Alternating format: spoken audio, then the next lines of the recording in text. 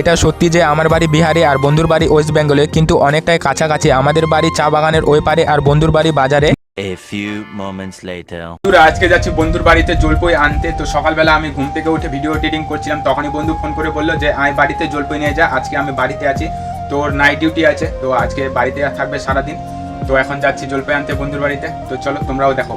তারপর সকাল সকাল দাদার বাইক নিয়ে আমি চলে যাই রাস্তাঘাট পার করে বন্ধুর বাড়ি। আর এই যে বন্ধু এখন গাছে উঠে পড়েছে আমাকে জলপাই তুলে দিতে।